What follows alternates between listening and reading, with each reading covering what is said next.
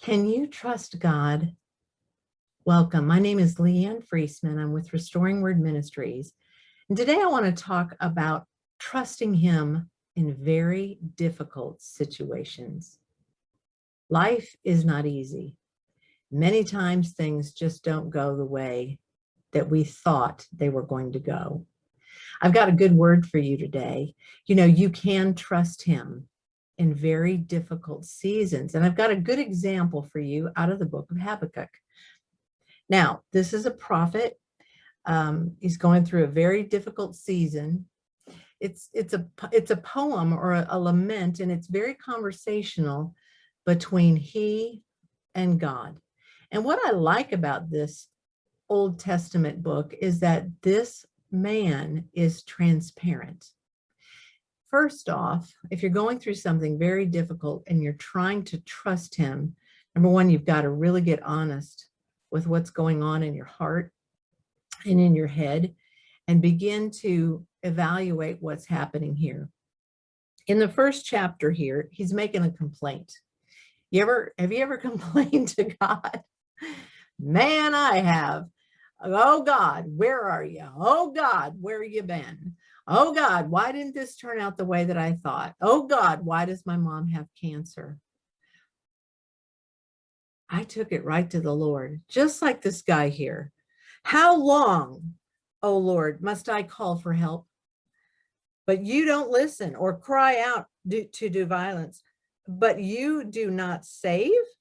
Why do you make me look at injustice? Why do you tolerate wrong? Here he is. He's looking at his people and he's watching what's happening amongst his people, and he is seeing the rise of darkness. He's seeing sin, violence, and corruption. And he wants to know, where the heck is God? And he goes down here, and the Lord's answer: look at the nations and watch and be utterly amazed, for I'm going to do something in your days that you would not believe, even if you were told. God does things that we can't even believe. I'm raising up the Babylonians, that ruthless and impetuous people, and sweep across the whole earth to seize dwelling places not their own. So he starts telling Habakkuk what his plans are. The Babylonians were very violent, vile people. They were kind of like the original terrorists. Okay, they didn't just come and take over a nation. They brought terror and fear with them.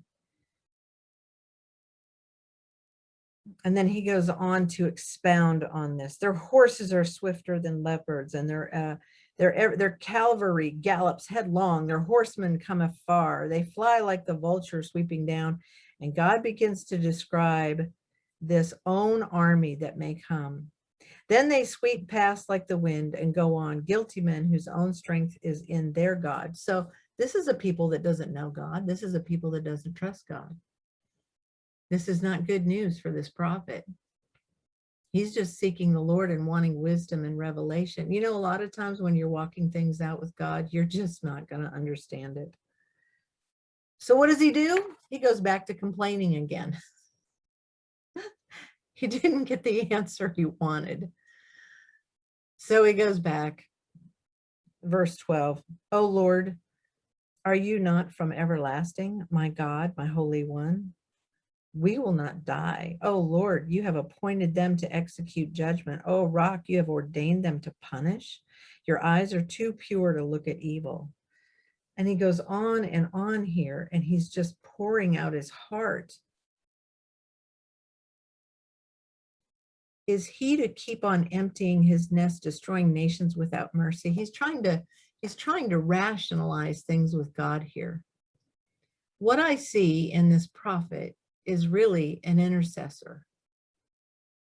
Intercessors are prayer warriors who stand in the gap between the people and God, and they plead the case of that person, and they remind God of his goodness, and they remind God of his promises, and they remind God of his purposes and his plans, and he begs them to have mercy. Thank God for the intercessors. Boy, those are the people you want to hang with, because they pray through things. When we go into the second chapter here, it opens up with what is his game plan. Chapter 2, verse 1. I will stand on my watch and my station myself in the ramparts, and I will look what he will say to me, and to what answer I'm going to give to his complaints. So what is he doing? He's a spiritual watchman here. You know, in Jerusalem, there were walls that were surrounding that city. And if you went up into the wall, if you went up into the station where you could watch for the attacking armies and the invaders. Now, granted, he's in Babylon, but we're talking about a spiritual principle here of intercession. Intercessors go up on the walls, proverbial, so to speak. They go into a place where they pray and they see the incoming attack, and the Lord begins to have them stand and pray. So what's our lesson today from Habakkuk? Well, first off, be honest with God.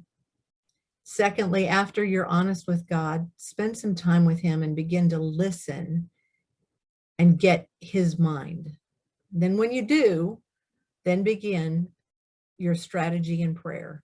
Okay, God, I'm gonna pray. I'm going to remind you of your goodness. I'm going to remind you of your plans that you have for whomever you're praying for, or whatever situation you're looking at, whether it's healing, your family, your church. God, you have a plan, and you want this plan to come to pass more than I do. And God, you are a good God. Remind him. Go up on that high place. Go to that wall. Go to that place of intercession.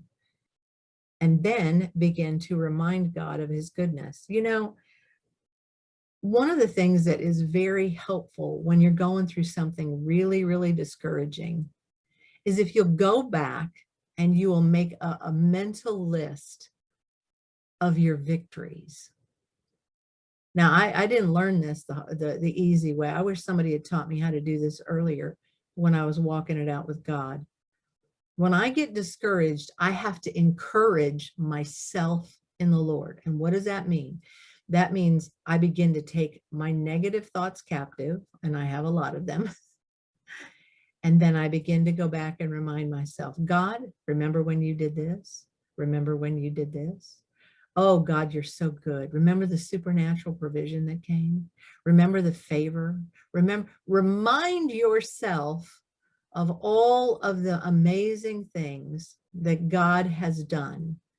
And it won't matter what you're going, you will encourage yourself. I have some friends of mine, they have actually a rock garden off their screen porch in their home. And what those rocks memorialize for them is their spiritual victories. You know, when you go back and you remind yourself of all the things that you went through, that you survived, that you overcame, it's a lot easier to trust God. It's a lot easier to go forward with God's mind and know that he did it before, he's going to do it again. He is good. It might not look good right now, but I trust him. I'm praying. I'm up in prayer in the spirit realm, and I'm interceding, and I don't understand what's coming. God, you've told me that what's coming isn't good, but I'm going to pray, and I'm going to believe God for victory. I'm going to believe God to overcome. I hope that encourages you today. We're going to continue with this next week. We're going to talk more about this incredible book. It's really interesting how I just started studying trust. And I thought, Lord, where is a good example of someone in scripture who went through a whole lot that doesn't make sense? And in the midst of it, what did he have to do? He had to learn to trust. I've got good news for you today. God is a good God. He is a restoring God. You can trust him. Just remind yourself of what he's done, and he will see you through. See you next time. Thank you for liking and sharing, and we appreciate you taking the time to watch.